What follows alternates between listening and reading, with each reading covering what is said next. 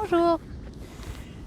Euh, Hier, j'ai eu une discussion super intéressante avec quelqu'un avec qui je faisais une session individuelle. J'étais en train d'y repenser là en me baladant, parce qu'on parlait de problèmes d'argent en l'occurrence. Et la personne me disait, bon ben moi là j'en ai marre d'être dans cette situation, je me prive de tout. Je me prive de voyager, je me prive de loisirs, je me prive. Et en fait, c'est marrant parce que c'est des discussions que j'ai déjà eues aussi d'entendre je me prive quand j'accompagne des personnes qui ont des difficultés avec leur alimentation, des troubles de l'alimentation ou des difficultés ou un rapport difficile ou conflictuel avec l'alimentation et le corps. Et du coup, la privation, ça arrive vite aussi. Je me prive de... et il y a plusieurs dimensions là-dedans. Premièrement, la question que je pose souvent, c'est si vous vous privez, de quoi vous vous punissez? Bah oui, on prive, vous savez, c'est un peu comme quand on est enfant et qu'on est privé de quelque chose, en fait, on est puni. Alors, qu'est-ce qui fait que vous vous punissez en permanence et de quoi êtes-vous coupable? C'est quoi la faute? C'est quoi la faute? Et s'il n'y avait pas de faute, en fait? Et si vous n'aviez jamais eu tort pour ce que vous avez fait dans votre vie, jamais, quel que soit le domaine, est-ce que vous continueriez à vous priver? Et là, vous allez me dire, bah ouais, mais bon, quand j'ai pas d'argent, je peux pas le dépenser, ou quand faut que je perde du poids, faut bien que je me prive. Ça a l'air toujours super logique, et puis en plus, c'est valorisé. Le truc, c'est que déjà de se poser la question, est-ce que ça fonctionne vraiment de réagir et de penser ça? Est-ce que ça fonctionne pour changer la situation? Et puis surtout, vous voyez, il y a cette énergie, encore une fois, de punition, de ne pas s'autoriser à.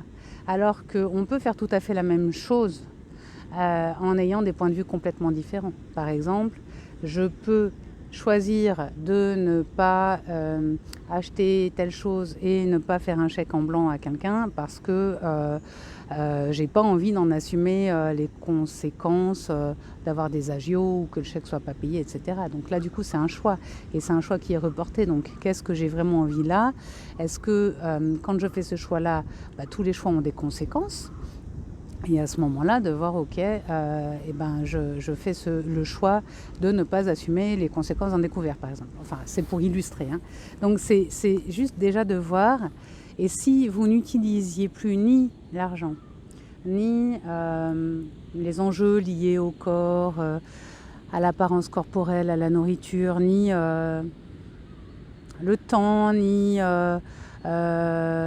le manque des résultats que vous avez envie d'obtenir, et si vous arrêtez d'instrumentaliser ça pour pouvoir vous juger et pour pouvoir vous punir et pour vous confirmer à quel point vous avez tort. Et déjà, si vous enlevez ça, ça permet d'aborder la situation différemment et puis de pouvoir plus trouver facilement qu'est-ce qui est là, sans rajouter. Vous savez, c'est un peu comme la seconde, la double peine, quoi. Déjà, la situation n'est pas forcément facile, mais en plus, on va se rajouter des trucs dessus qui vont nous la rendre particulièrement pénible. Alors qu'une situation même difficile, je vous assure que c'est vrai, on peut la vivre avec aisance ou avec beaucoup plus d'aisance que ça.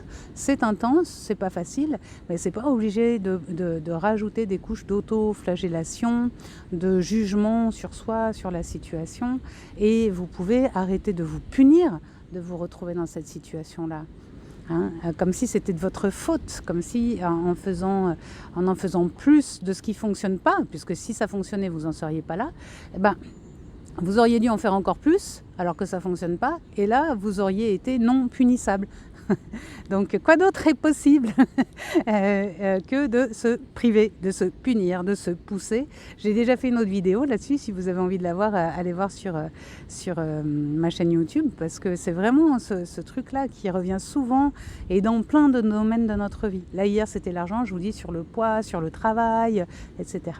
Donc, bonne journée. Et qu'est-ce que ça serait une journée où vous arrêtez de vous priver? Privez-vous de vous priver de la journée. Et puis, vous êtes privé de privation. Et puis, on se retrouve une prochaine fois. À bientôt!